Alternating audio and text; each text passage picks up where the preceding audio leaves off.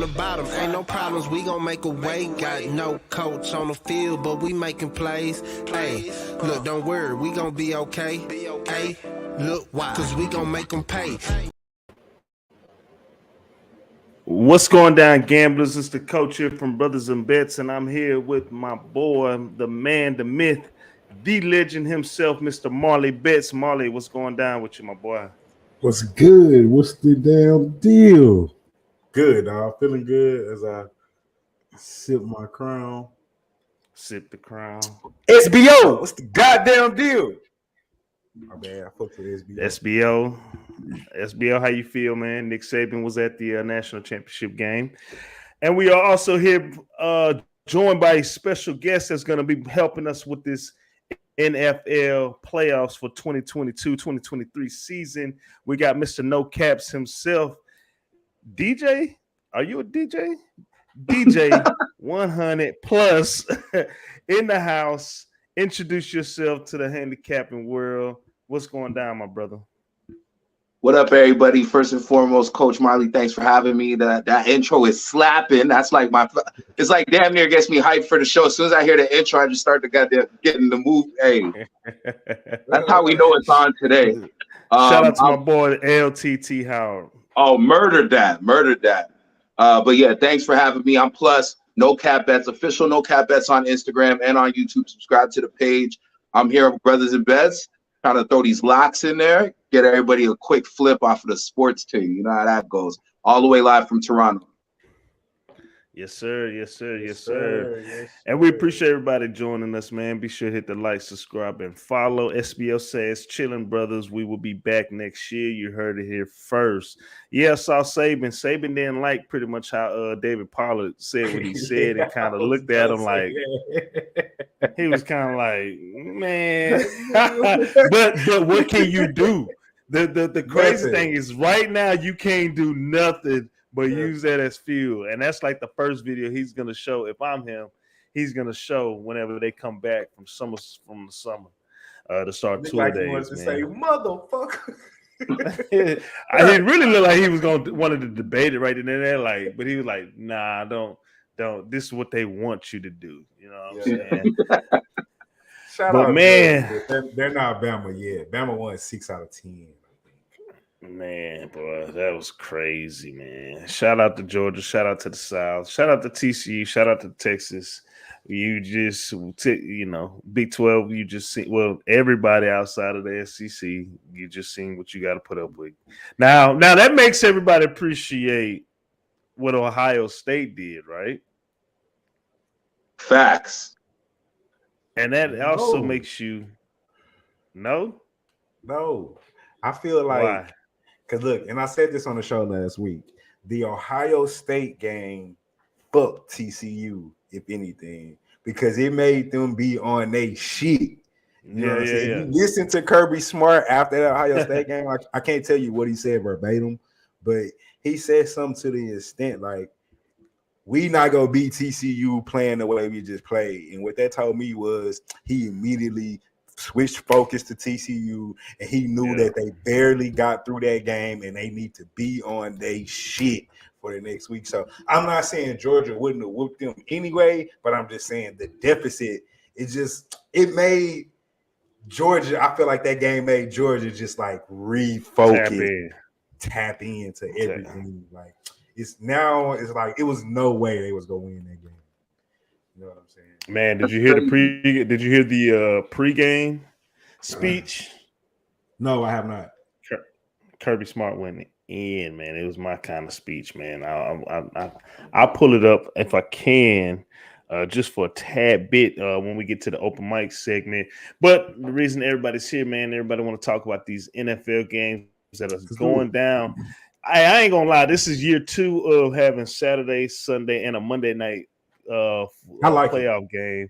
I like this shit. I do too. I like it. Yeah, I like it. Fuck the NFL, but I like it too. But man, let's get right to the first game. We're going to be talking about the Seattle Seahawks and the San Francisco 49ers. The Seahawks are 9-8 on the year, and the 49ers are 13-4. This game is going down in Levi Stadium in San Francisco for 4:30 Eastern Standard Time, 3:30 in the South. Plus, what's the time? What time zone are y'all on up there in Toronto, my boy? Eastern Standard Time. So that kickoff is going to be at 4:30. 4:30. Okay. Yeah. All right. Well, man, this game did open up in favor of San Francisco. Wait a minute, what game am I doing? Yeah, San Francisco. It did open up in favor of San Francisco -6.5. Right now, you see it's at 9.5. There are some 9.5s on the board, but there are some 10s as well. As a consensus, it's at 10. The total opened up at 43.5 right now. Let's get to some of these actual factuals real quick as I'm shifting through my notes.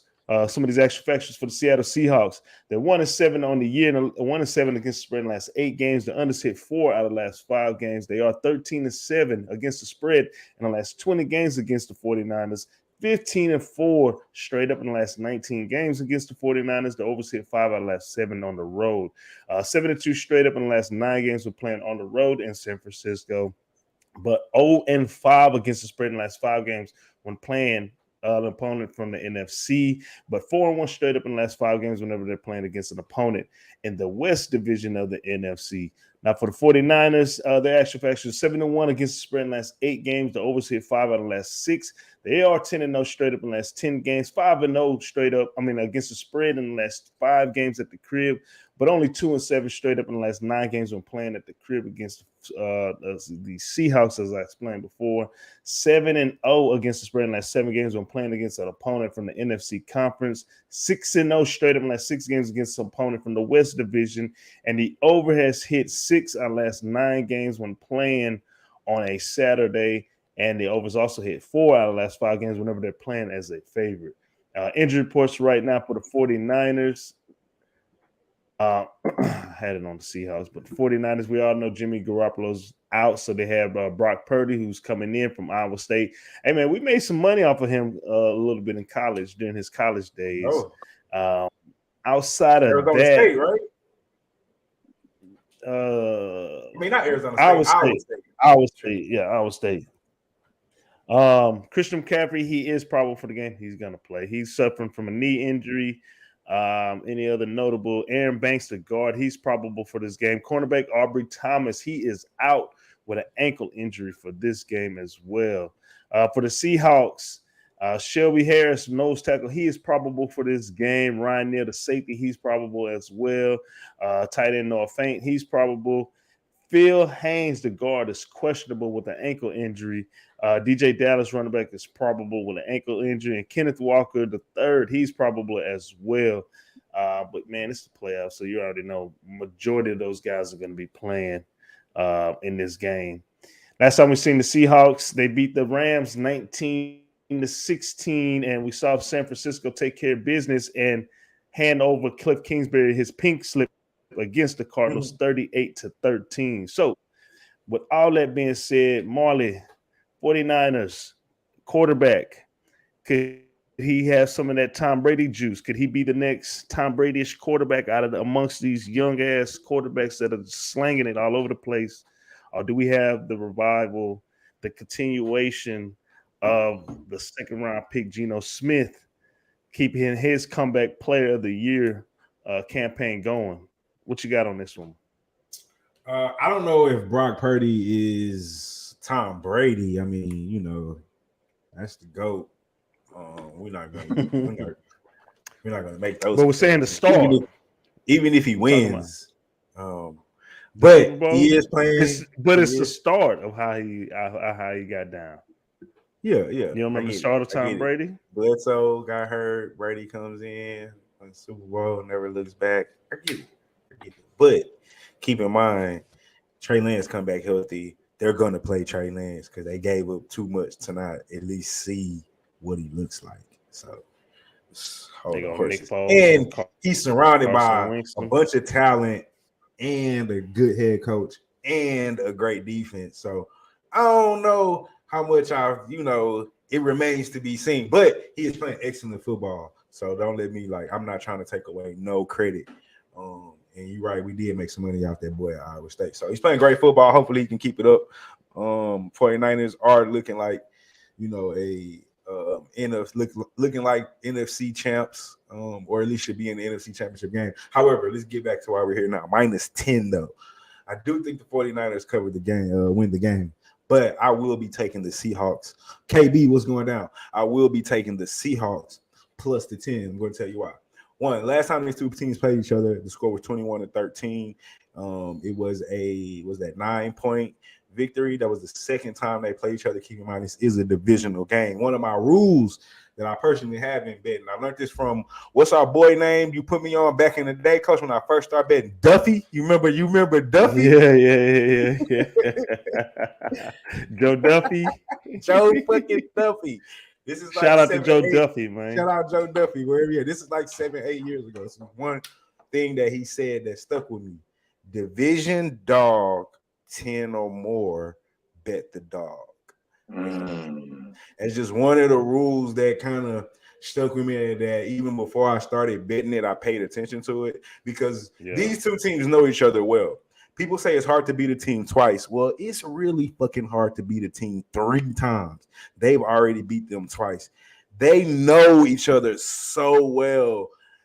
I don't know if the 49ers are just going to roll over them like they've been doing everybody else. Geno has been up and down, but we got to keep in mind at one point he was an MVP candidate. This offense is talented. They do have Kenneth Walker at running back, rookie from Michigan State, that's done well this season. They still do got, I don't know why his name slipped in my mind, that receiver, big guy, Ole Miss, DK the star, Metcalf and Lockett.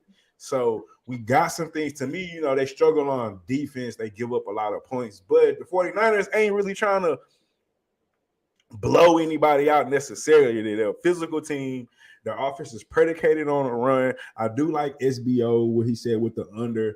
I'm not sure if I'm going to jump on the under yet. I do lean under, but if you go give me 10 points in a playoff game against a divisional team, I gotta take that 10. I really like, if you can tell me, Coach, I can check it real quick. I really think I like the first half, but I'm not going to get the points I want in that first half. Because if I can get like a 6.5, I knew it wasn't going to be a 7. I really wanted one of the 7. It's 6.5. But I do like the 10. Give me the 10 with Seattle. I think the 49ers win this game, but I think it's closer than Vegas thinks with this 10 points. Hard to beat a team 3 times in the NFL. It's just how it works. All right, so Marley's on the Seahawks plus the 10. Plus, your first official Brothas N Bets play. What you got, my brother? And to everything that Marley said, man, shout out to whoever it was 7 years ago. Duffy? Was it Duffy? Joe Duffy. Joe Duffy with the bars, because those were some bars. If it's plus 10 division, take the division dog. I loved it. But I'm going to break the rule. You know what I'm saying? I'm sorry, Duffy. I'm sorry, Marley. My first Brothas N Bets lock is going to be the Niners at 10. We're breaking all the rules. Like, will Seattle just roll over? Probably. This is, I don't know if you touched on this, Coach, but I think you might have mentioned the 49ers home record. This is just not the team you want to see at the crib at all. And then you got to come to think how the Seahawks are coming in. It was a very emotional week last week. I feel like it's a letdown spot. It's been a magical season. No disrespect to Geno, but this time we're writing you off, and we don't need you to write back. You know what I'm saying? It's a wrap now. 49ers are 6-0 against the spread, against the division this year. They're 7-1 against the spread as a home favorite. I'm not going to get them in the way of that. I was actually trying to pull up the last time these two teams met, but I'm pretty sure. What you looking for? I got it right here. Yeah, what was the last score? Last time they met? 21-13. Okay. I'm assuming. And you might have mentioned, Coach, there's no McCaffrey? No. He's probable, but he gonna play, man. Shit. Yeah, he's playing. So if you get McCaffrey, you got Debo, Purdy's lighting it up, and I'm gonna be real with you guys. As you guys hear me talk about some other games, the third string quarterback I'm repping this year. I'm repping the third string quarterbacks. I think they're all doing great jobs, and quarterbacks are deep on teams this year. So we're gonna go with Purdy, Kittle, McCaffrey, Debo. That defense is no slouch. Seattle is 4-8 against the spread against the entire conference. I mean, I think they could just walk away from this season in a revenge spot with the Niners next year, saying, remember how they beat our ass down in the playoffs? Let's go get them. Gino gets a nice contract somewhere. They head out into the hills. It was a magical city, magical season. Great job without Russ. Yeah. So it's Niners -10 for me.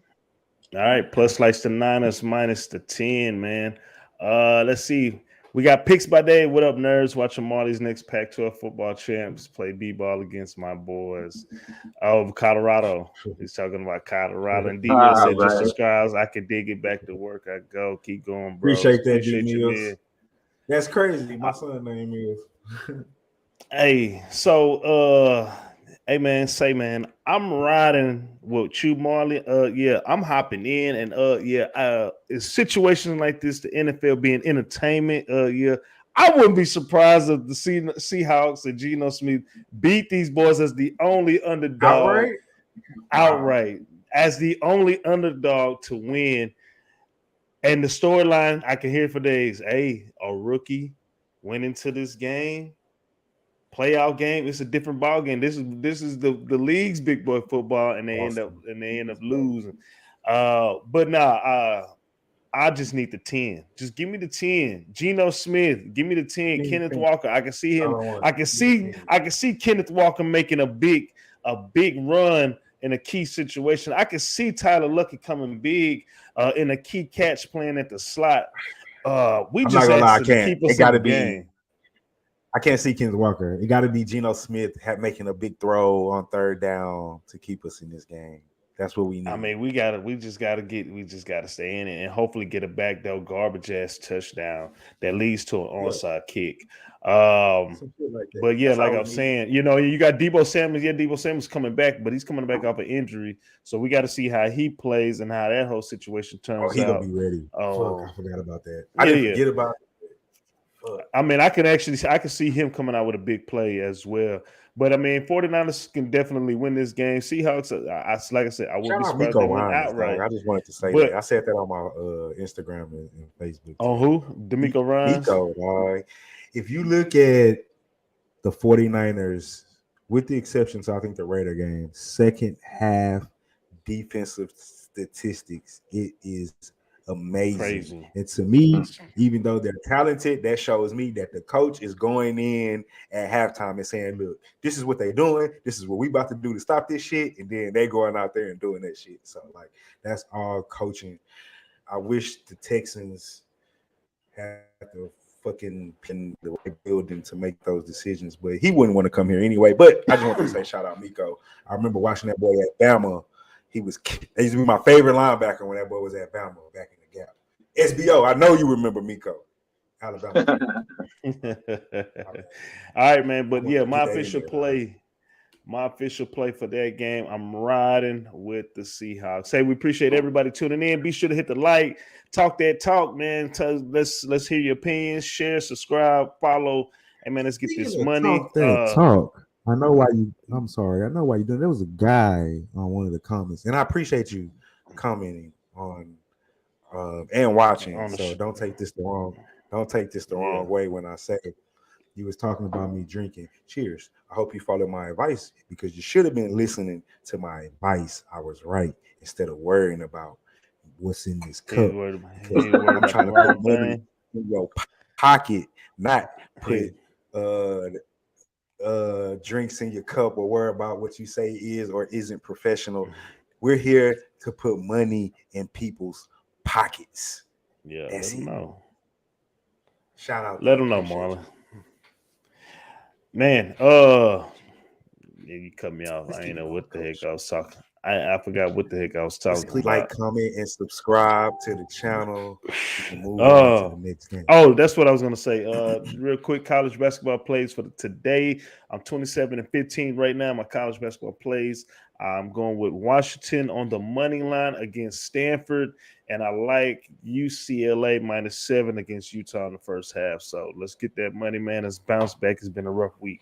But let's get to our next game, our primetime game going down on Wildcard Saturday. We got the Jacksonville Jaguars taking on the Los Angeles Chargers. The Chargers are 10-7 on the year, while the Jaguars, winners of the AFC South, are 9-8 on the year. This line did open up in favor of the Chargers -1.5. Right now, that line is sitting at 2.5. The total opened up at 46.5, and right now that line is sitting at 47.5 as a consensus. Real quick, let me get down to my notes and my actual factuals. For the Chargers, 4-0-1 against the spread in the last 5 games. The unders hit 4 of the last 6 games. They are 4-1 straight up in the last 5 games. 9-1 against the spread in the last 10 games against the Jaguars.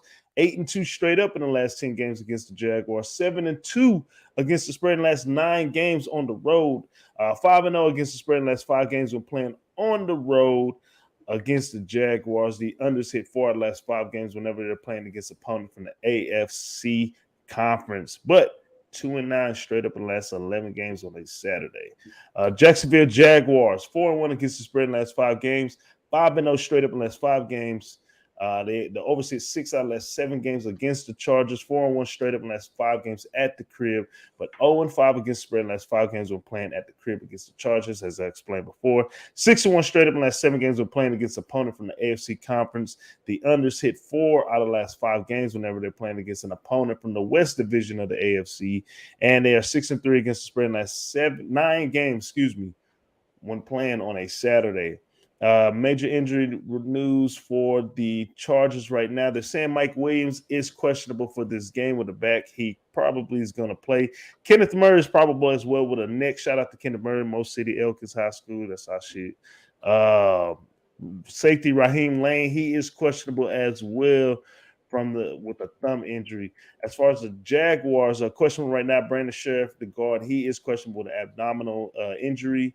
Let's see right here. And center Mazistic, he is questionable as well. Trevor Lawrence is probable, but man, we already know Sunshine 2022 is going to shine and play in the game.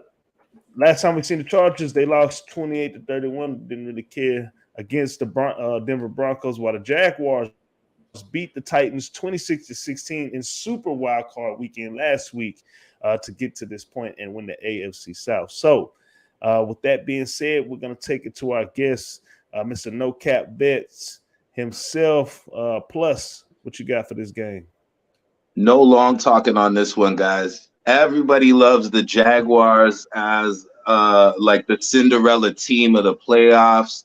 You know, I remember early on in the season, just before they started out, stumbled out the gates, but everybody was talking about this second year for Trevor Lawrence. It's the sophomore year. It's going to be his breakout year. And it's been crazy to see him emerge. Not just him, but Etienne too. And you got Christian Kirk. He just got 100 yards. When I watched these two teams play week 3, I couldn't believe my eyes. Actually, I just went back to the game and still couldn't believe it. Like, Jaguars dealt with these guys. Like, it was like a clinic in LA. You're immediately thinking the Chargers are a better team than the Jaguars way back in week 3. But the Jaguars handle it. So I expect a lot of people to be on this hype train with the Jags. I don't blame them. They're 4-0 against the spread as a home underdog. So it's a great spot to take them in. But this is a really public look. So I'm going the other way with the Chargers at 2.5. The public loves this team. I'm not going to follow the hype train. I don't even run trains in my real life. Like, I don't want nothing to do with no train. So I'm on the other side. Chargers, Mike Williams with the back. You feel me, Marley? Like, we're too grown for that now. You know, that shit get real messy. You know? It's really funny because he was just talking about that the other day. so maybe off there, I'd love to know why, but it was I think it was we were talking about LSU. We were talking about the LSU situation with the staff. All right, his brothers and best. Might as well be honest. Hey. But you riding with the Chargers plus the 2.5. Go ahead, keep going. My bad. 100%. I'm running with the Chargers. This is not the Titans. Last week Jags looked good. The last few weeks Jags been looking good, but like I said, there's so many people on this team. Everybody believe in them. It's a public hype train. This is Khalil Mack. This is Joey Bosa. These are some of the best receivers out. You know what I'm saying? Keenan Allen. I think Mike Williams will still play, but you got the Chargers pretty much like looking out for the revenge spot on this one as well. So yeah, give me the Chargers 2.5. That's easy. That's a lot for me. All right, Marley, what's your play for this one? Yeah, man. Yeah, shout out Plus, man. We too old to be running trains. Yeah. I never was a train man to begin with. It's gross. But anyway, it's gross. It's disgusting. But I don't want to knock anybody's sexual preferences. Anyway, let's get back. Shout out LSU, dog. Shout out to LSU. and the what's her name? I wish I could think of her name, but I can't. I don't know. But shout out to the police department. Oh man, I heard about that too. Police department, yeah. Shout out HPD. They out here running trains. Whoever that was. All right. Anyway, now let's get to work. Back to the game. We're gonna get a comment. We're supposed to be on top of it. Yeah, we're not professional. Cheers. All right, let's get to work. So I'm right there with Plus, man. Like I said, so we look at earlier in the season, the Chargers were banged up. We're missing Keenan Allen, Mike Williams missed some time, the safety Darren James missed some time. It was chill out, Dave. Let me get that out of them. Yeah, they're gonna get us demonetized. But this Charger team was really banged up the first half of the season, and what happened is they started getting healthy, and then they started winning. Reeled off, I can't remember how many straight before that Broncos lost. I think it was like 4 or 5. Yeah, I'm pretty sure it was 4 or 5 in a row. Yeah. It was at least 4 games straight for sure before the Broncos lost. And the Broncos loss didn't even really matter. They were already in the playoffs at the last wild card spot. So what's up, big boss? What's going down? What up, though? My guy, shout out Who Banging Sports, homie DJ Big Boss in the building. But yeah, man, the Chargers were banged up early in the season. And don't get me wrong, I like this Jaguars team. I like Sunshine. They had a great season to win a piss poor division. Once Tannehill went down, it was kind of over with for the Titans. They had no shot as long as somebody stepped up and went on a little winning streak. Shout out Doug Peterson. They did a tremendous job. But I think even not only on paper that this is a better team, I think on the field this is a better team. Where I do give the Jags advantages is coaching. I fucking hate this Chargers. Hate's a strong word. But for lack of a better word right now, my vocabulary, I hate the fucking Chargers coach. He makes the fucking dumbest fucking decisions of all time. He just lets analytics rule everything he does. And I'm a fan of analytics, but there has to be a little bit of both. You got to have a little bit of feel for the fucking game. And then sometimes you go by analytics. This motherfucker goes for it on like 4th and 2 on his own 30. Sometimes he just will not take he won't punt. It's like special teams don't even fucking matter. Sometimes he doesn't take the field goals. I personally think he cost this team a lot of wins. I would get another coach. But the talent on this offensive team, Mike Williams, Keenan Allen, Austin Eckler, Justin Herbert, this team is built for this was a lot of people's dark horse Super Bowl team. This team is built for a deep playoff run. They have some pieces on defense. You get Bo. They've just been injured. I think they've gotten healthy at the right time. I don't think they're on the Chiefs and Bills level, but I do think they're better than Jacksonville. Give me the Chiefs. I'm going money lining. I'm not big on that 2.5 line. I hate that number. Kind of sucks. So money line that boy, coach. You know our rule. Chargers. Money. I'm gonna leave it at that right there. All right. So we got plus like some with the point. I mean, with the points minus 2.5. Marley's gonna take a money line, and I'm right there with both of y'all, which that tends to kind of scare me when everybody likes the same team. But hopefully, this will be a good pick. I like the Chargers, group, so it's different, right? I like the Chargers, and I think this guy's gonna play a key factor into the game. Austin Eckler, man, off the chain, yeah, man. The Darren Sproles 2.0, baby Sproles, yeah, man. That dude's nice, man. I do, and this Chargers, they got a nice defense, and plus made a good point. Hey, man, this ain't the Titans with the quarterback that's only been there for 2 weeks. You know, this is a totally different ball club that can't score. But I'm also with you too, Marley. This coach has cost us some money with his stupid decisions. Please don't get cute on the road as a West Coast team, even though you're playing prime time. Don't get cute, my boy. Go out there, get the dub, and then let's go take care of business elsewhere. But I'm taking the Chargers, and I'm going to take them on the money line. No stress. No scenarios. I just want the victory.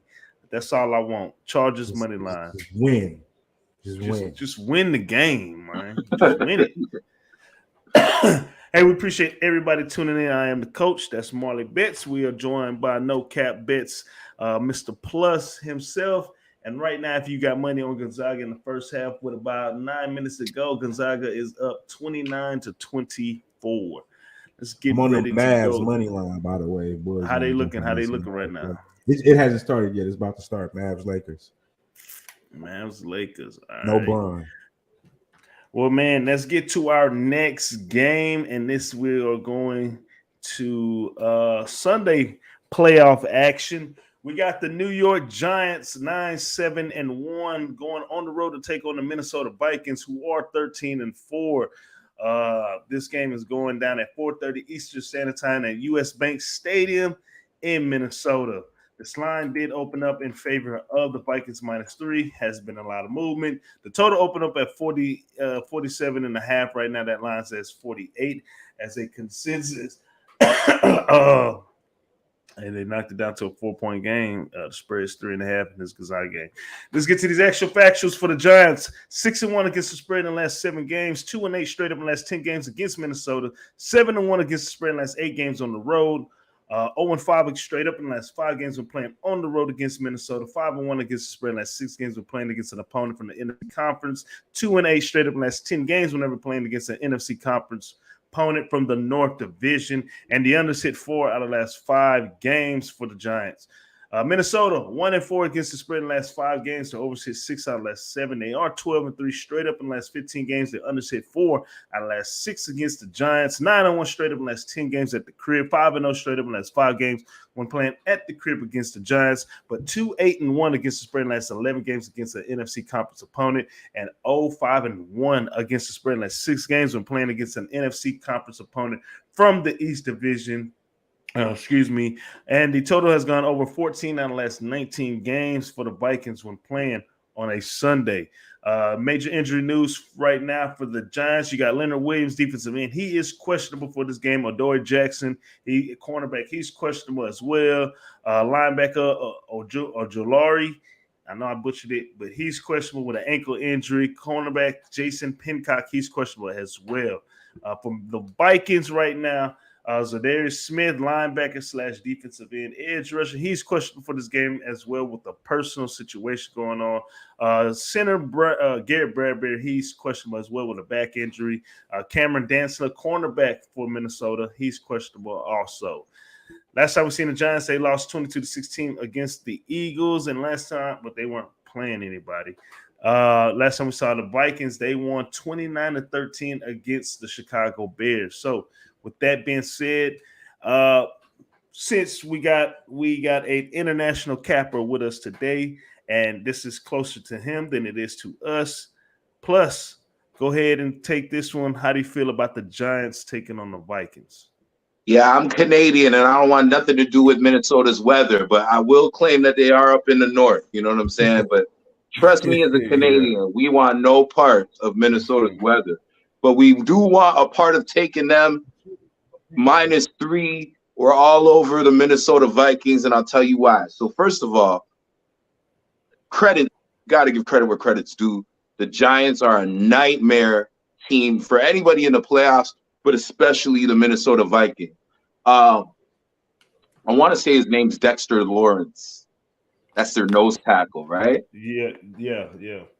I saw him push a center last week. I thought he was defensive end. Into a quarterback. Like, I saw him just, here, I'll let you sack him. Georgia. That's dangerous when you don't have a lot of pocket protection. And then, for some reason, I couldn't really figure out throughout these weeks why the Giants were so good. And I actually probably going to give the coaching edge to the Giants. Brian Dabble, he's got 3 rings with Belichick. He had the team that went to the Natty with Tua and Hurts, if I'm not mistaken. I know he was over there at Bama with Saban. And, the Josh Allen project over the last 3 years that we're now talking about as MVP, that's Brian Dabble too. So he's the OC over there in Buffalo, basically like the most qualified rookie coach I've ever seen. And then there's their DC. I think his name's Wink. Over there from Baltimore, used to be Baltimore's DC.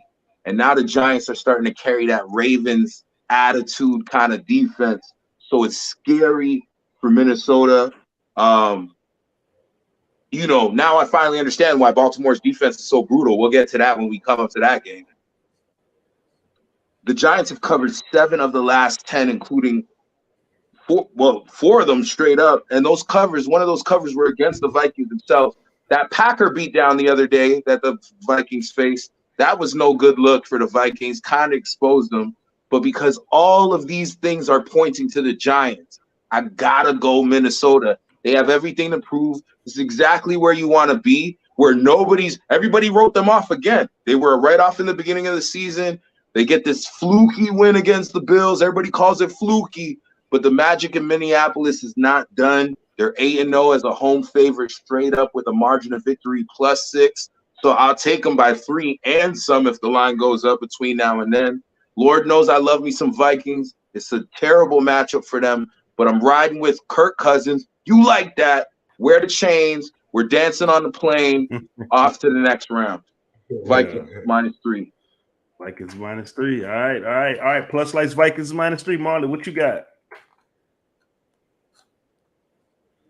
I'm actually right there with plus. And pretty much for everything he said, everybody in their mother is on motherfucking Giants because they think that the Vikings are a fluke, and they've been betting them off all season for the most part. And they're still here.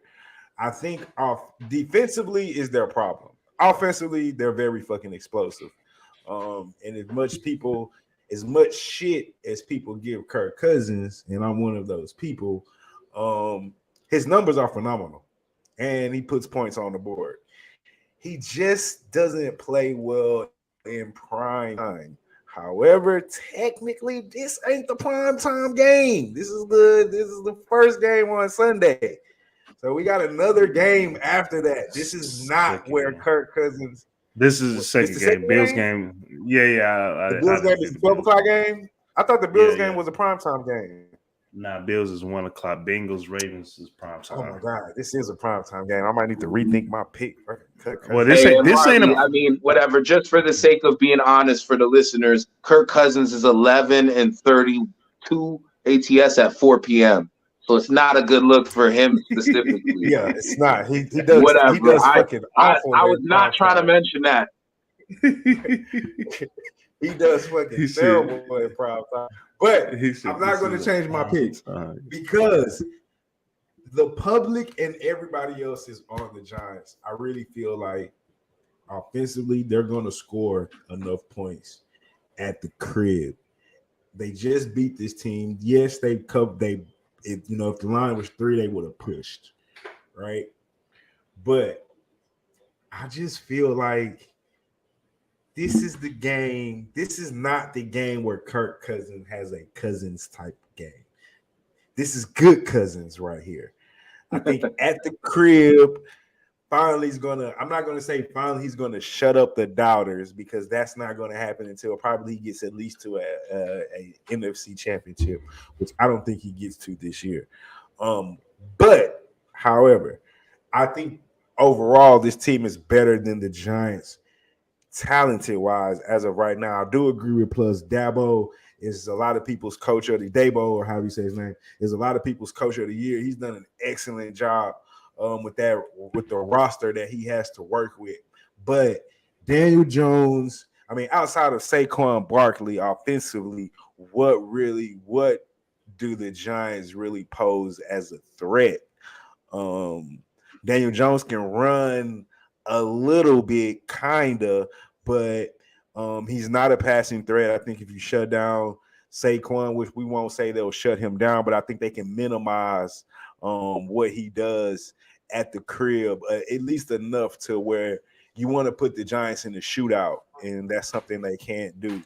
And I think Jefferson has had a magnificent year. I don't think they have a cornerback that can necessarily cover him one-on-one. You still got Thielen on the other side. And I think if they can run the ball with Dalvin Cook, they'll be fine. I like the Vikings. I'll even give up to 3 because I think this game can get a little bit I don't want to say out of hand to a blowout, but I think we're looking at like a 6 to almost a touchdown point victory here for First Cousins and the Vikings. I just think they're too talented offensively, and the Giants aren't where they want to be necessarily yet defensively, and they can't score enough. That's the only way they can win this game. They have to pretty much slow Minnesota down because offensively they're not going to win in the shootout, and they're not going to. I don't know if they're going to score enough points with Daniel Jones at running the helm on offense. They're going to probably try to force him to pass the ball. So I'm with plus. Give me the Vikings. Give me the -3. I think they actually win. I think they cover. All right. Marley likes the Vikings -3, and damn, we here again, man. I'm right there with y'all. I like the Vikings -3. I am scared of this Vikings -3. Yeah, but it's hard to trust Kirk Cousins. But one thing that I am confident in, and that's my boy TJ Hawkinson, a big pickup. This is one key tool that they were missing. They got the running back. They got a veteran quarterback who has on and off, but lately he's been up. They got the veteran receiver who's a possession trait. They got the all-star, all right, the superstar in the making. But let's go all-star right now in Jefferson. And now they add that tight end. Shout out to Hutchinson because you helped me win my fantasy league. First time doing fantasy, by the way. And you helped me win. Congrats. That was a key. Defense, Patrick Peterson, y'all got to get that stuff under control, man, and take care of this because they're young. Yeah, they're young, but they hungry. You know what I'm saying? And Saquon Barkley, all it takes is 2 cuts and he gone. But I do like Vikings first half money line too. They have been pretty solid in the first half for the most part of the season. But playoffs, Saquon can bust one, and next thing you know, we got a 7-6 1.5 or something like that. You know what I'm saying? So LeBron's playing. Yep. But we still look. I'm right there with y'all, man. Let me hop in that whip with y'all boys and let's go post up and watch Primetime Kurt. Get him a primetime victory. Hey, Special K, go get it done for us. Let's go ahead and get that. I'm on the Vikings -3, but man, they better not sleep on this Giants team for real. And we appreciate everybody tuning in. I am the coach. That's Marley Bets, and we're joined by No Caps Bets himself, Mr. Plus. Let's go ahead and get into our first game, the 1 o'clock Eastern Standard Clock game going down on Wildcard Sunday, and that's between the Miami Dolphins, who are 9-8 on the year, taking on the Buffalo Bills, who are 13-3 on the year. This line did open up in favor of Buffalo -10.5. Right now, that line's at 13.5. But as a consensus, we were able to find a line at a 13, so we're going to rock with a 13. The total did open up at 44. Right now, that line's at 43.5. Get to these notes real quick for this first matchup on Wildcard Sunday. Miami Dolphins 1-5 straight up in the last 6 games, 1-8 straight up in the last 9 games against Buffalo. The overseas 6 out of the last 7 on the road. 0-6 straight up in the last 6 games when playing on the road against Buffalo. 5-1 against the spread in the last 6 games when playing against the AFC Conference opponent. 6-1 against the spread in the last 7 games when playing against the AFC East Division opponent. 2-5 straight up in the last 7 games when playing in the month of January. Actual factual for the Buffalo Bills, 7-0 straight up in the last 7 games. The overs hit 11 out of the last 16 games against Miami. 11-1 straight up in the last 12 games at the crib. 6-0 straight up in the last 6 games when playing at the crib against Miami. The unders hit 7 out of the last 10 games against the AFC Conference opponent. And they are 2-4 against the spread when playing on a Sunday in the last 6 games. Major injury reports right now. Teddy Bridgewater, he's questionable with a hand injury. Armstead, he's questionable right now with a knee injury as well as the tackle position. Running back Moisture, he is questionable. Man, this Miami team is just banged up. Cedric Wilson, 4-point game. Cedric Wilson, he is questionable as well with an undisclosed injury.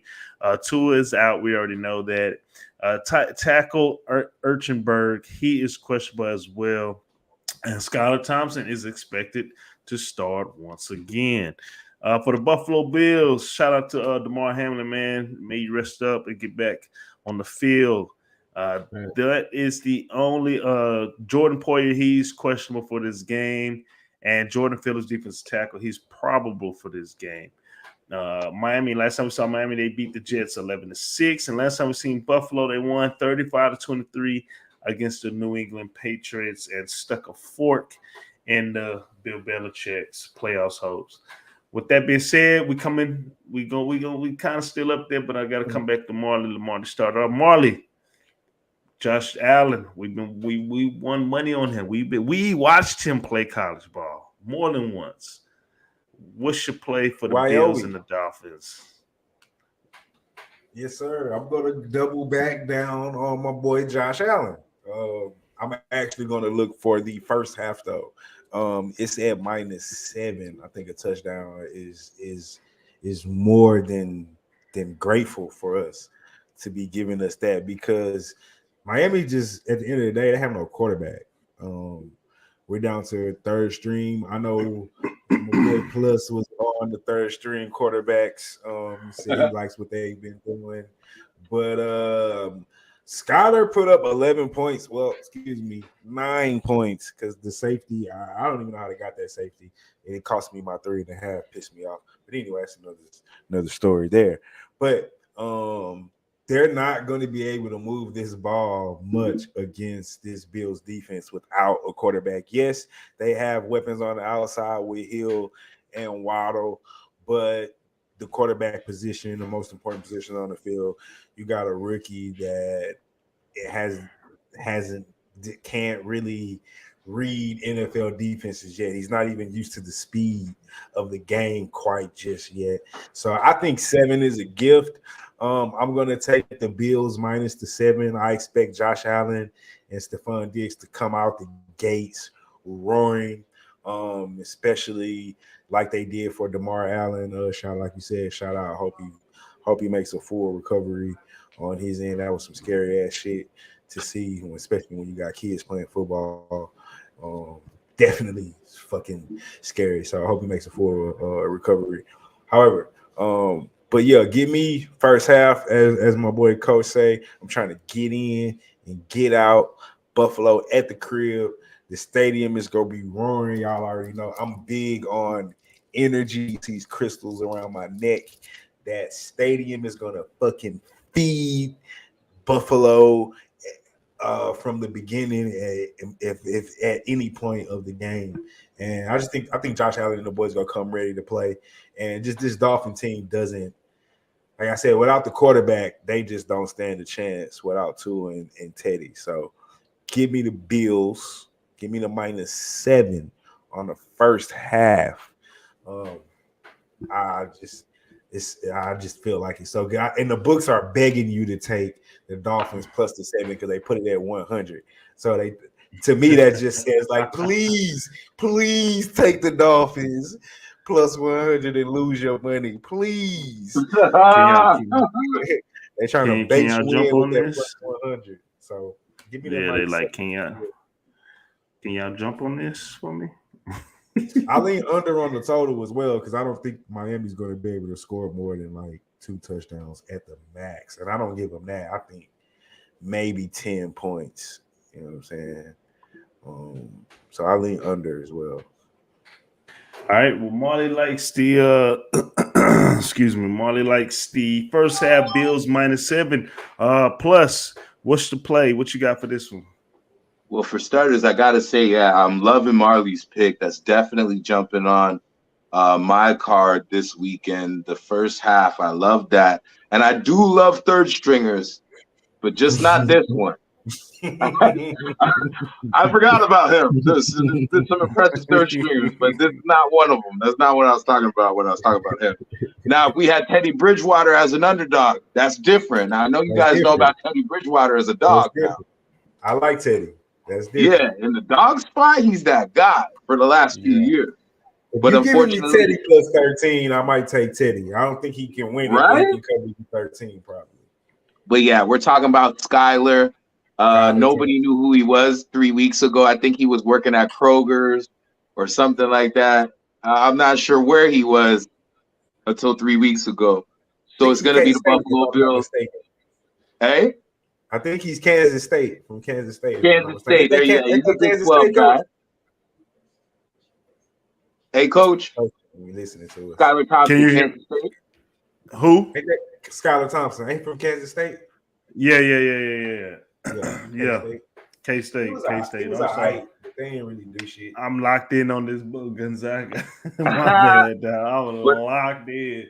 But I see why everybody would want to go Miami Dolphins. The last couple times these guys met this season, you got to remember, I think it was week 3, Josh Allen's trying to drive down the field, runs out of time, can't spike the ball down. They win that game by a field goal if they just get a spike. Miami steals one in the hottest-ass game of the year, basically. It was like a heat stroke. People were dying on the bench in the fourth quarter. Probably shouldn't have used that term, maybe too soon. The next time they play, it was in the winter now. Now it's cold as ever. Everybody's saying Tua can't win in the cold. And then they end up losing 32-29. They made that awfully close with Buffalo as a 7-point favorite. I think the Buffalo Bills completely remember who these Dolphins are. And they're not worried about who's the quarterback. If it was Tua, if it was Teddy, if it was Skyler, they want to do some damage. They want to make a name for themselves in the playoffs. They got robbed. Well, they didn't get robbed, but they had an amazing finale against the Kansas City Chiefs the year before. It's time for them to make their name in the playoffs. And what else do they need but a chip on their shoulder? You got DeMar Hamlin, just like how you said, Marley, that place is going to be rocking. They've got a reason to play. They're already a Super Bowl team. Now they got a guy to win it for. I'm staying away. I want no parts of playing an underdog on this one. Give me the Bills 13, 14, 15, 17. This is going to be like a 40-7 score by the end of it. Bills all day, no long talking. Dolphins are 1-4 as an away underdog against the spread. Coach, you said it. They got so many injuries. You just named off. I'm pretty sure you said the Water Boy's out. So, I'm going to go with the Bills.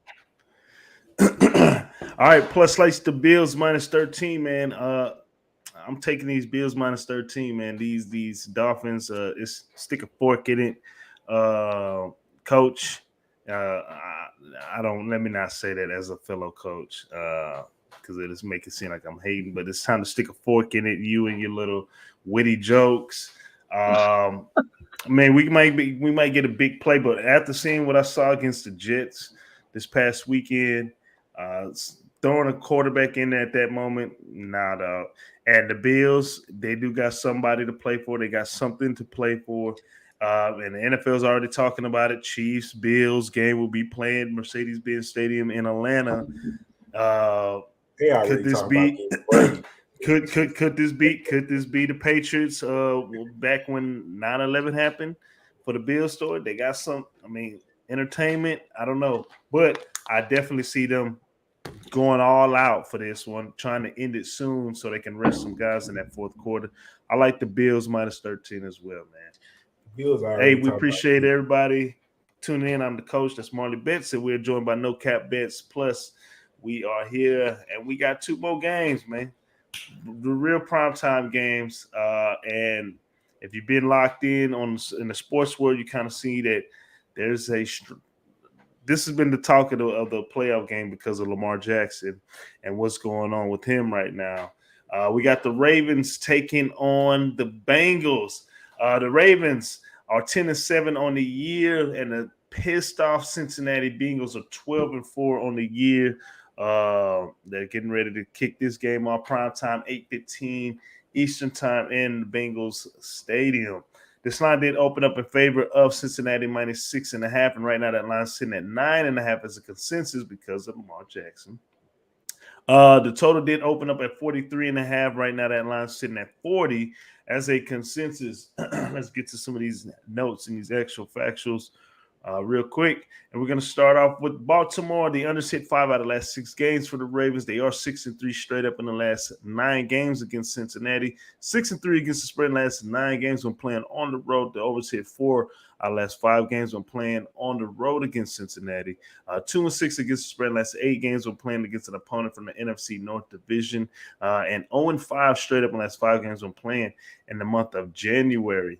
Now, the Cincinnati Bengals, they're 7-1 against the spread in the last 8 games. They're under 4 in the last 6. They are 8-0 straight up in the last 8 games, 6-0 straight up in the last 6 games at the crib. They overhit 4 in the last 5 when playing at the crib against Baltimore. 8-4 against the spread in the last 12 games when playing against the NFC North opponent. 5-1 against the spread in the last 6 games in the month of January. And they overhit 6 out of the last 9 when playing on a Sunday. Injury reports right now, as we all know, Lamar Jackson, he is out for this game. Running back Gus Edwards, he left last game. He's questionable with a head injury. Quarterback Tyler Huntley, he is questionable with a shoulder injury, but he is most definitely going to play. Marcus Peters, cornerback, he is questionable as well. He's out with a calf injury. Cincinnati Bengals, injury reports right now. Tyler Boyd, he is questionable with a head injury. Guard Alex Kappa, he is questionable with an ankle injury, and T. Higgins is probable with the illness, but most definitely all these guys are going to be playing. Last time we seen Baltimore, they lost to the Bengals 26-16, and vice versa for Cincinnati. But with that being said, round 3, Ravens, Bengals. Marley, what's the play? I'm on the Bengals here, minus the 9.5. No Lamar Jackson. Huntley's shoulder is banged up. I don't know if they're going with Williams or not. The guy from Oregon, I think that's his name. But they have no chance if that's the case. So I'm all over Joe Burrow. Obviously, they got Super Bowl aspirations. Jamar Chase and Nixon, and I believe Higgins will play. I don't want to be too long-winded on this game just because simply it's just no Lamar Jackson. That's just really the base for everything. Without him, I don't think this team can compete. They didn't beat the Steelers with a rookie quarterback with less weapons on offense. So what makes me think they can go on the road and beat the Bengals? And I think Huntley played in that game against the Steelers. And I don't think you said no Huntley neither, right? He's questionable. He's probably going to play though, man. But he hasn't practiced none this week. He was throwing. Right. He was throwing today. He threw this week. Okay, today's the first day that he threw then because he hasn't been throwing. He has a shoulder. He has a shoulder injury. So I don't even know. Like, is he going to be? Even if he plays, like how healthy really is he? And we're talking about a playoff game on the road. I like the Bengals here. It's going to be a blowout, in my opinion, without no Lamar Jackson. I mean, their whole offense is predicated on Lamar Jackson. That's why Huntley's the backup. If you look at their quarterbacks, they're just worse versions of Lamar Jackson. You know what I'm saying? And I like Huntley as a backup. He's a good backup, but I mean, each quarterback is just a worse version of Lamar Jackson because their whole offense is predicated on Lamar Jackson. No Bateman, no Lamar Jackson, no offense. So give me the Bengals. They'll cover the 9. I don't even think the Ravens can even get you a backdoor cover here because the offense just is not going to be able to move the ball. All right. Marley likes the Bengals minus 9.5 plus. What's your play for this game? Yo, guys, I just want to get some clarification. Does the Duffy rule not apply when it's 9.5? Because that's still double digits. He said 10, though. He said 10. Yeah, I was thinking. Okay, like we got to get back in touch with Duffy and figure out what's going on because this looks like double digits to me. Well, and it's a division dog. We talk about possibly a third string quarterback too. Hey, I said I didn't like Skylar Thompson, but I love third string quarterback. Shout out to Zappy. Shout out to Brock Purdy. Shout out to Anthony Brown. Everybody but Skylar. You know what I'm saying? Hey, it's gonna be the Ravens for me, 9.5. Marley, I mean, we were definitely on the same levels in every other game, but I'm gonna go with the Duffy rule, minus half a point. It's a division dog, and I heard Rob Gronkowski. That's why I'm so happy we got shows like this where people could just keep it real. I heard Rob Gronkowski say, it doesn't matter who they signed for $100 million as a linebacker. I don't know what problems he has with Roquan Smith, but okay, yeah, they signed a linebacker. They want to get Baltimore defense back to Ray Lewis's Baltimore defense. You know what I'm saying? Right. So that was a good look to try to bond this defense together. A lot of people have been sleeping on this defense because they've been having some late game collapses, mainly because Harbaugh doesn't really believe in them like he should. So this was a good move, given that $100 million bag to Roquan Smith, especially at a time like this where there's no Lamar. You're trying to pull that locker room together and say, look, guys, we're actually going to fight. This is a system that we have. I don't want to go out looking like I'm a coach that's just literally watching Lamar do everything. I gotta scheme and plot and put something together that no matter who's under center, we're going to come out and win this game. I heard Mark Andrews talking in the press. He was rested going into this game. Dobbins was rested. They've already covered against the Bengals last week, and they rested pretty much the two best players, the two best healthy players at this point. 12-3-1 as a road underdog since 2018, the Baltimore Ravens. Against the AFC North, they're in the underdogs in the division. The AFC North has been amazing, actually, as underdogs in this spot. This whole division is 16-10-2. The Ravens this year is underdogs 3-1-1 against the spread. Now the AFC North as a division in the home favorite spot, 18-31. I think this number is just way too high. If you gave me the Bengals just under a touchdown, definitely we can get involved. But let's talk that third string quarterback. If Huntley doesn't end up playing, despite 2 picks, 4 sacks last week, this guy Anthony Brown put up 286. And like I said, shout out to Zappy and Purdy. It's something about these third string quarterbacks. You got Dobbins back, you got Andrews, you got more targets. And I'm going to be real with you. It's kind of a good thing that Lamar is not in there. If he played this game in particular, I feel like he would have what I'm going to call the Dak effect. We'll talk about the Dak effect in a minute, I'm sure. But the Dak effect is like when you just think you can squeeze balls into tight windows, you just want to be a hero and throw in the double coverage because you think you're that guy as opposed to play within the system. No matter who starts this game is going to play within the system, and that's what you have to do in the playoffs. You can't be a hero. So shout out to Lamar Jackson. Pay that man his money. I had to Google all the MVPs since the 90s. I don't think anybody's been this disrespected like Lamar Jackson, but it actually works in Baltimore's favor. If there's no bonehead coaching, because there's been some bonehead coaching from Baltimore Ravens, they should be able to cover this matchup. The locker room, everybody in Baltimore, they hear all the pundits, all the talk. Oh, without Lamar Jackson, Baltimore, this is bringing this team together. Cincinnati, 8-game win streak, one of the best teams against the spread all season. They didn't cover the number last week, so now there's even more familiarity in this game. Everything points to the Bengals. I'm going the other way. Give me the Blackbirds plus 9.5. All right. Plus, he likes the Bengals. excuse me. I like the Ravens. He likes the Bengals. I'm sorry, the Ravens. I'm placing my bet right now. Trying to get in on the Ravens money.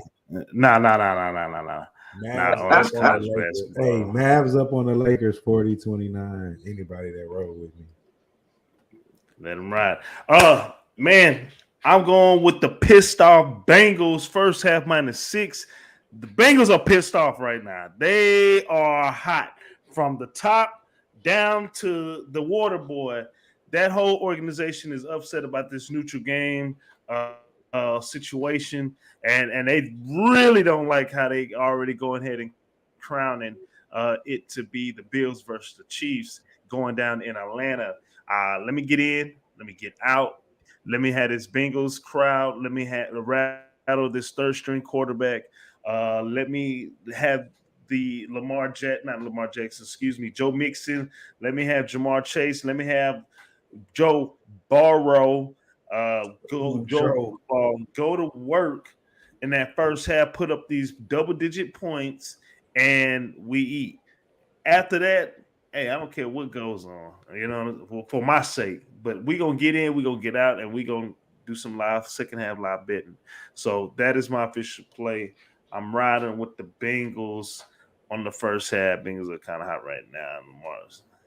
Lamar is not playing. Hey, we appreciate you tuning in, Cruz. And checking us out. Be sure to hit the like, subscribe, and follow. And we are at the main event of the Wildcard playoffs. We are talking about Monday Night Football. We're talking about a lot of Ravens game. We're talking about the Dallas Cowboys and Thomas Edwards Patrick Brady. The third Dallas Cowboys 12-5 on the year. Tampa Bay 8-9 on the year. This game's going down January 16th at 8:15 on ESPN Monday Night Football. This line did open up in favor of the Cowboys -3.5, and right now that line is sitting at 2.5 in favor of the Cowboys. The total did open up at 44.5. Right now that line's at 45.5. Let's get to these actual factions for the Dallas Cowboys and all you Cowboys, we them boys nation. The over 5 out of the last 7 games. Hey, real quick, plus, do y'all have a Cowboys problem up there, up north? Is there a lot of Cowboys fans up there? Nah, we got more Bills fans than anything, right? Buffalo's right there. You know what I mean? But I wouldn't say it is right there. Yeah. But we definitely have our. I'd probably say out of every bar, you got 1 or 2 Cowboys fans. You know what I'm saying? Just over there, just being annoying. Yeah.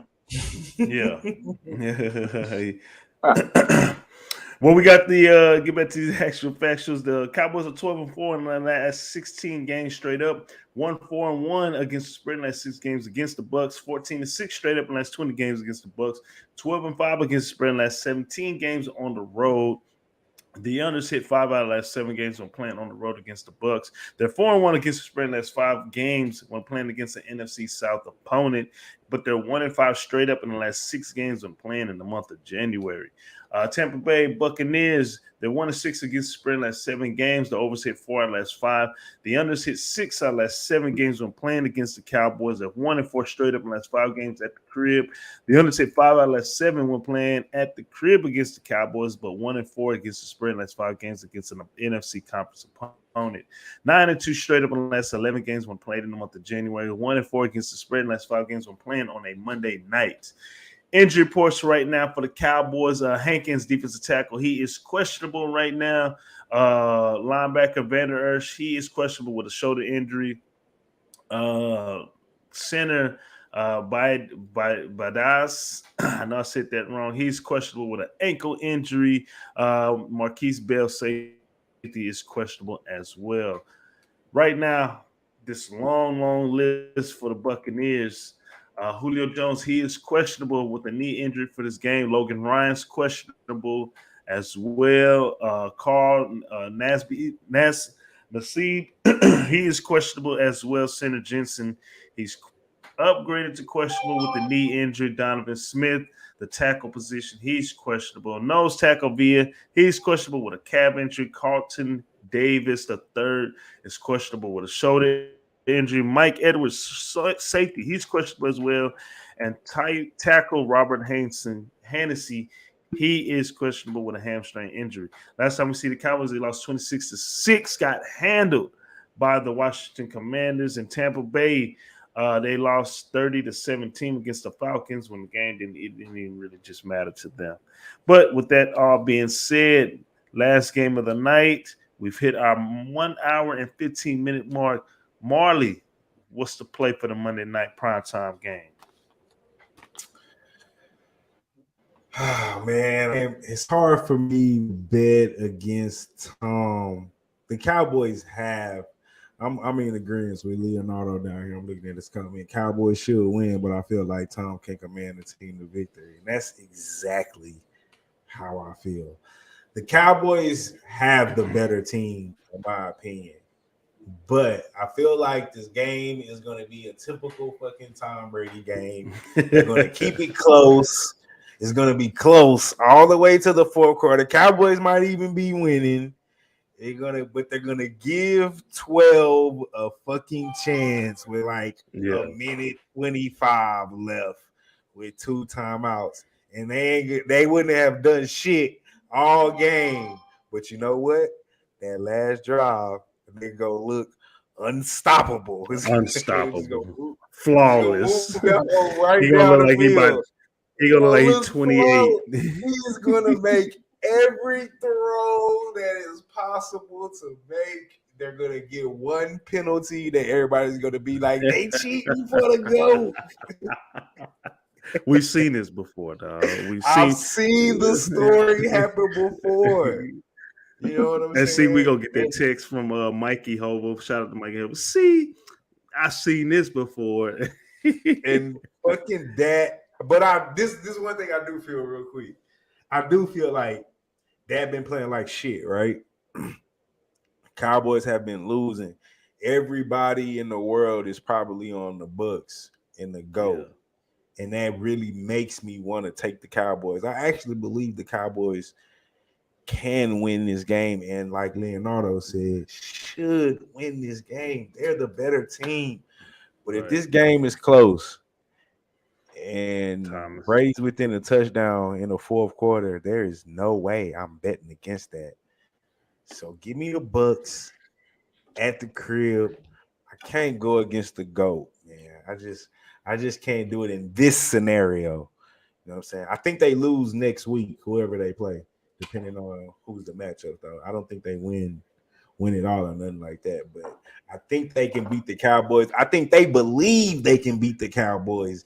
This is probably the best matchup they wanted because they played them week 1. They know they've had a struggling season. But I think if anything, that locker room believes like they can go in there. I mean, they can come out of this victory and they're at the crib and beat the Cowboys. I'm sure they're in the locker room saying, let's just keep it close, get it to the fourth quarter, and we'll see what happens. And we know in the fourth quarter, fucking going to execute, who's going to execute more, a Mike McCarthy team or a Tom Brady led team? In the Bucks, I don't know. Give me the Bucks, man.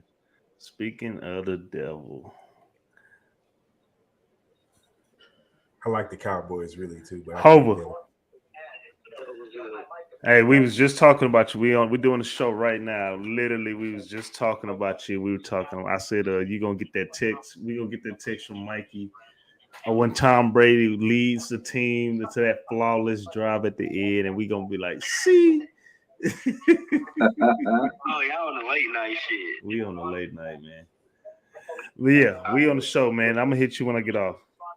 All right. My bad, peoples. So Marley likes the who you going with? Bucks. You like the Bucks plus 2.5 plus. How you feel about this one? I'm glad me and Barley back on the same page because you cannot fade the GOAT. You cannot fade. Goats don't take fades, man. Yeah. Goats got long beards. You braid them up. You know what I'm saying? But you never fade the GOAT. Yeah, it's gonna be the Bucks all day. It's just like how you said, Marley. Like they look good on paper. When you see them, when you see all the players, Parsons, like we could name them stars for days. Zeke, Pollard, Dak. That's the team that's supposed to beat. They can, they should, but they will not. And this has happened. It happened against the Commanders. They really should have just had that one in the bag. That was easy. Jacksonville, they didn't show up. They didn't show up against Philly earlier in the year. That game mattered now that, you know, all the wins and losses are tabulated. And they didn't show up when they were supposed to. Week 1 against who else? The GOAT himself, Tampa Bay. They win it 19-3. I think I'm just going to be the first person to just say this, you know, and I mean, we'll just let it run. Hopefully it doesn't go too viral, but Dak sucks. There it is, everybody. It's out. It's out now. You know, they ain't cut. I'm not taking it back. I'm standing on it like a Skip Bayless tweet. Dak sucks. Like the back-to-back picks. Like, what more do we need to see from Dak to realize he's just not your guy? He's not a big gamer. I don't want to ask for Cooper Rush to be back, but I feel like Cooper Rush was doing his thing, and they interrupted a flow that was going on. You know why? Because he was a backup. He might have been a third string back in the day. I don't know. But he plays within the system. Dak's going to go out there, try to be a hero. Clutch moments are going to happen. We know Brady. We know he's clutch. Dak is not too clutch. The Tampa Bay Buccaneers, I'm going to be real with you. Worst team against the spread all year, but don't mind if I do. And Mike Evans said it himself. When those receivers are healthy, it doesn't matter what DBs you got. He said that on purpose. He's trying to get this team up for this game. Last I checked, in the last 4 home underdog spots, the Bucks have covered 3 of them. Brady is 7-0 versus the Cowboys in his career. Make it 8-0. Bucks 2.5 all day. That's why they call me point spread plus. I'm taking the point. Let's go. Man, if David Pollard shows up, I'm gonna be pissed. But I'm riding with Patrick Edwards, Thomas. Brady the third, Thomas. That's how I'm doing it right now. I'm gonna take them with the points plus 2.5. Tom Brady has never lost to the Buccaneers.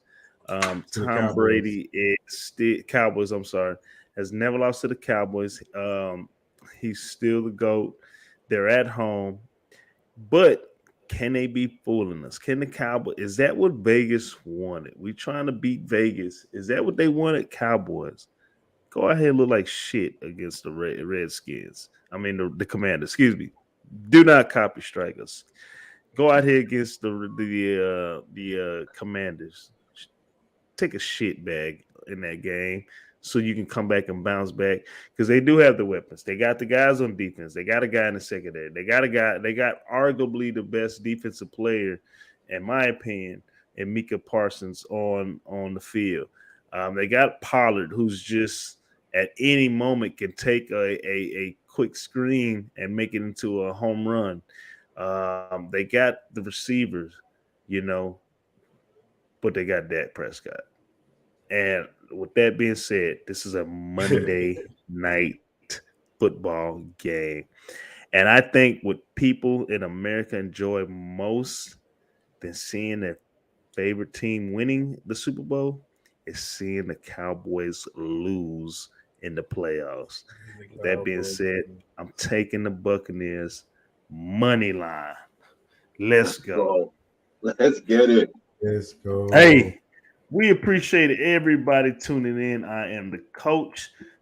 That is Marley Bets, and we are joined by a special guest, No Caps Bets. Let's go ahead and give these games, these reviews of our picks. Marley, he likes the Seahawks plus 10, the Chargers money line, the Vikings -3, the Bills first half -7, the Bengals -9.5, and the Bucks plus 2.5. Plus, from No Caps Bets, he likes the 49ers -10. He likes the Chargers. Did I get that right? 49ers -10? Yep, we got the Chargers -2.5. The Vikings -3. The Bills -13. The Ravens plus 9.5. And he likes the Bucks so much that I put the Bucks plus 2.5 twice. We doubling down on that one. Yeah. We don't fade the goat. We don't fade the goat. We put it again for y'all so y'all understand where we're going.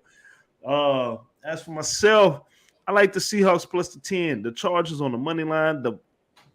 Lord, let us pray. The Vikings -3. The Bills -13. The Bengals first half -6. And the Bucks with the GOAT on the money line.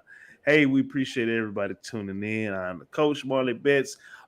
We are joined by No Caps Bets, Mr. Plus. You want to go ahead and plug in how the people can find you and start following you? Absolutely. Once again, thanks for having me, guys. You guys can check me out on official No Cap Bets on Instagram, the YouTube channel No Cap Bets. Every subscribe means a lot to me. And obviously, like I said, boys, thanks for having me. I'm glad we're kind of in line on the picks. You know what I mean? We got to go back to Duffy and figure out if 9.5 counts for the rule on the division dog. But other than that, man, it's been a blast. Stay tuned. Man, well, hey, we've hit almost an hour and a half of our time on the show, man. So I have nothing more else to say. I'm pretty sure Marley only got one thing to say, and that's the prayer. Y'all already know. Let me see if I can get it. You gotta get the mic. You gotta get the mic. The mic. I got it. Bam. Okay. Right there. That right there. That's the coach. You know what I'm saying? That down there, that's the homie Plus from No Cap. And of course, I am Marley Bets, and this is Brothas N Bets. May the odds ever be in your favor. Like yesterday, and like today, and for sure, like tomorrow. Y'all already know what it is, man. Let's beat Vegas. And we out this motherfucker.